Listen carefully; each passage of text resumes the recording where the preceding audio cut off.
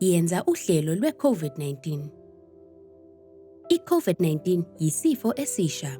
Wonke umuntu udinga ukwenza uhlelo lokuthi alisebenzise uma kungenzeka yena noma ilungu lomndeni wakhe ligula.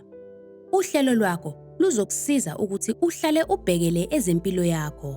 Isinyathelo sokuqala, yakha uhlu lwezinombolo eziphuthumayo okungenzeka zisetshenziswe uma kunesimo esiphuthumayo, phecelezi i-ICE. Beka uhlu lwakho lwe-ICE endaweni lapho wonke umuntu azolibona kalula. Yenza ibhokisi lezisetshenziswa zokwelapha. Ungadinga izinto ezimbalwa ezisobala. I-paracetamol ukwehlisa ubuhlungu. Okuthile okuzothoba umphimbo wakho njengoju. I-Vicks kancane ukukusiza maqondana nokuphefumula. I-thermometer ukulinganisa izinga lokushisa komzimba. Hlela ukuvimbela ukusatshalaliswa kokutheleleka ekhaya. Amathip okuphepha ayisishiyagalombili okumele wonke umuntu awazi.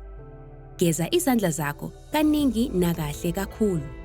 Lala endaweni engasetshenziswa ngabanye. Vala umlomo wakho ngesivuvu, imaski yendwango uma uphakathi kwabanye abantu.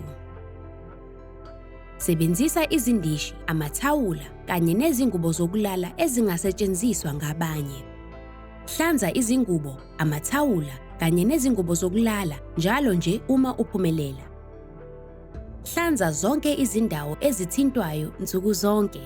Yenza ikhaya lakho kube ngelingenayo intuthu. Hlala ekhaya, ungazivumeli izivakashi ukuthi zize. Hlela ukuphuza kanye nokuhlala usebenzisa imithi yakho yokwelashwa. Thenga okwaziyo ukukufinyelela. Lungisa ukudla okulula ukuthi ugcine kuphephile. Thola imithi yakho oyibhalelwe ngudokotela kusenesikhathi. Hlela ukuphuza kanye nokuhlala usebenzisa imithi yakho yokulashwa. Hlela ukuhlala ubhekela ezempilo yakho. Misa ukutheleleka. Vimbela i-COVID-19. Izimpilo zethu zisezandleni zethu.